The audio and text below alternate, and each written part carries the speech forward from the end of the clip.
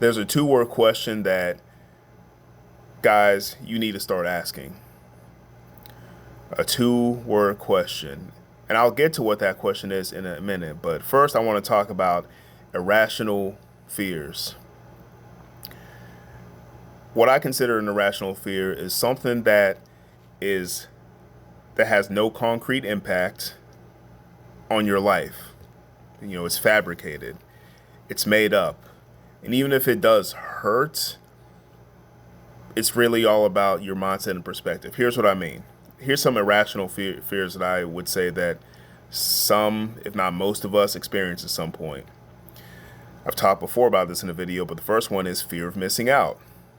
An irrational fear. The fear of rejection is another one. Fear of being left out. Also a fear of loneliness that kind of fits in that same category. A fear of being, quote unquote, canceled. A fear of embarrassment. And this last one, I think, is the one that hits the most, even though it's more subtle. The fear of discomfort. That is, I might have to go for something and get out of my comfort zone, and it's going to be terrible. And then that's separated from what I would consider more, or I would say somewhat rational fears. Fears like, being attacked physically, which in most cases in society, like if you're talking between human to human, is very rare that that's going to happen unless you're just a rabble rouser. I don't know the last time I used that term, rabble rouser. Unless you're just an instigator, and just general physical safety. That's a more rational fear, I guess, if you're somebody who doesn't look when you're crossing the street both ways and has your head sunk down into your phone while there's traffic coming.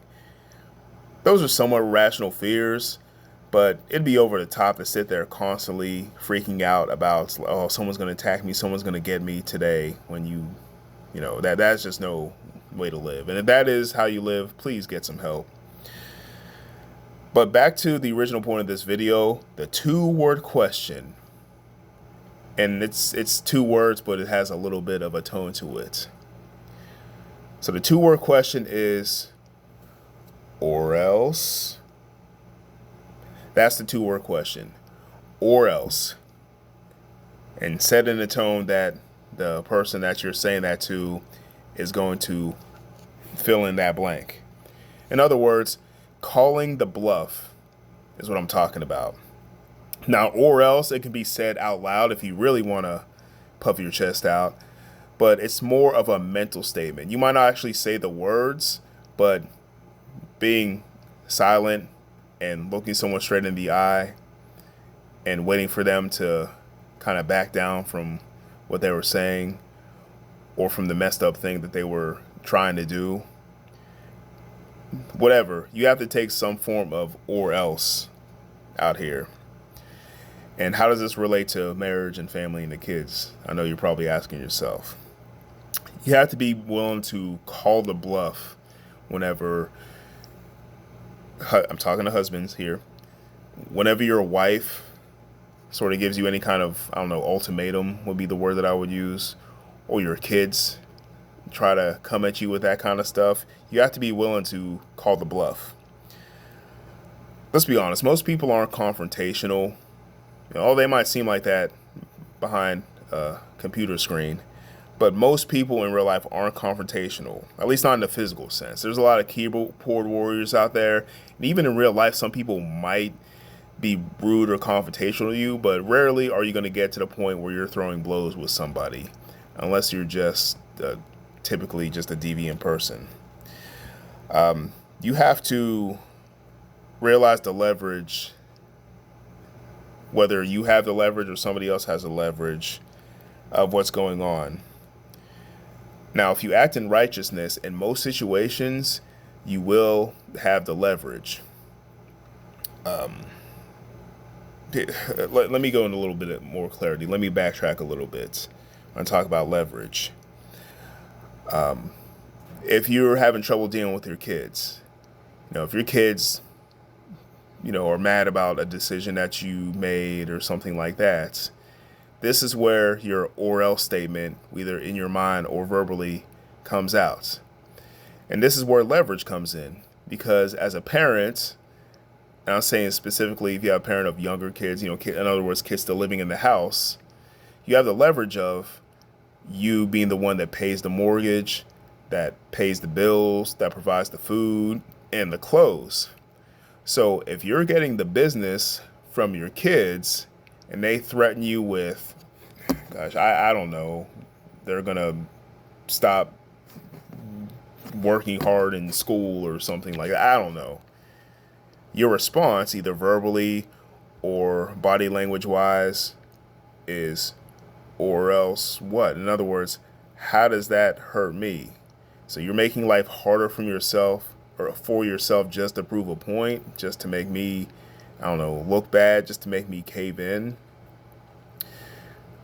There's reasonable compromise in life, but that's different from caving in. In other words, you gotta not let your kids be the boss of you, because again, at the end of the day, I don't see their name on this mortgage payment, this car note, this electric bill, this gas bill. Now, when they full and well want to take over those things, and I even say this to my kids, that they're younger, but I say this to them half jokingly, but I say, like, if you are more than welcome to take over the responsibilities for when the electric bill comes, when the gas bill comes, from the water sewage bill comes. Like, you can take that full swing, and I will be totally cool with it. But until then, you don't get a say in what ultimately happens here. And that's where that or else statement comes, because you will have moments like that where, I'm talking about kids right now, where they'll call your bluff. And the same thing in the marital relationship. You'll have moments, husbands, where your wife will call your bluff. Now, usually, I'm going to take a guess here for most of you guys that that's going to come with some level of, it's going to be an intimacy related calling of the bluff. So whether it's like you go sleep on the couch, no, this is my bed. I pay for the bed. You sleep in the bed. Or, withholding, playing a silent treatment. You won't talk to me. I know a lot of guys are out there. It's like, man, like if I could get the silent treatment, that would be like heaven on earth. Gosh, I know I sound totally sexist by saying that, but you get my point. That's what I mean by calling the bluff. There is a time when you're in the wrong about something and you have to ask for forgiveness, you have to ask for grace from the other party. That can happen in a time where you lose your temper. Maybe you get out of line. I've done it myself.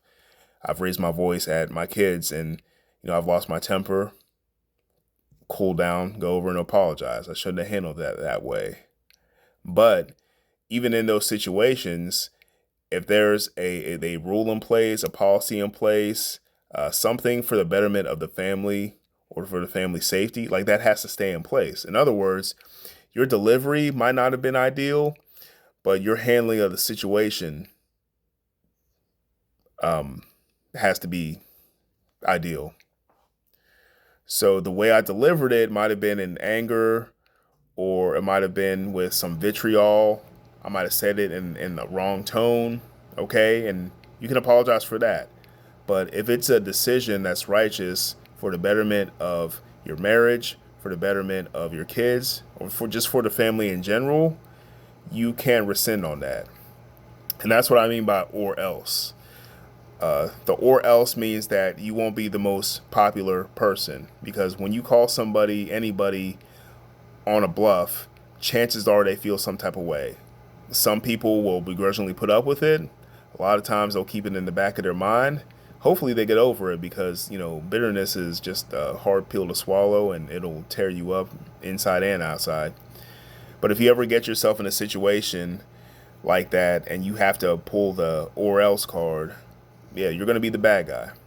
Fortunately, in my household, a lot of times I'm the quote unquote bad cop. And kids will run to mommy, and I don't know, because she's got a more soothing voice. I've got a deeper voice. I got more of a bass to my voice.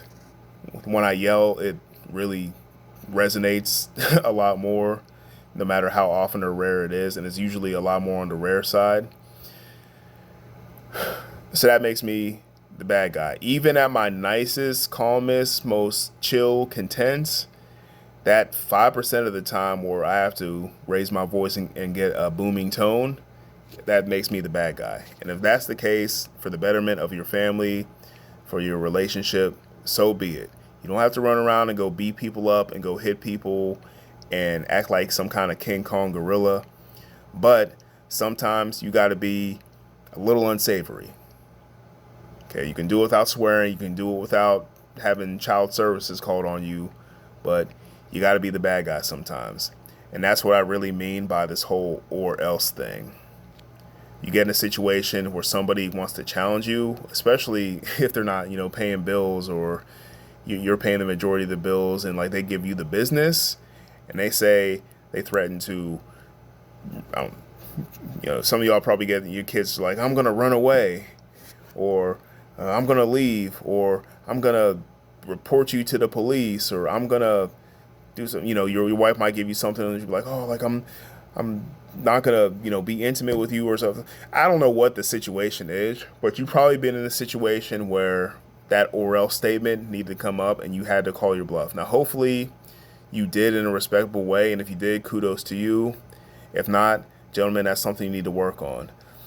So my advice for today, my suggestion is, if you find yourself in a situation, or you constantly are in places where people are trying to push you to the edge and they're trying to bluff you, just call them on the bluff. See if they'll actually do what they intend to do, again, within your household, within your family. Don't go out in the streets and just like randomly start challenging people. Don't go to bad neighborhoods and, talk all that stuff and be like, or else and stuff like that. I mean, you might get stabbed or something like that.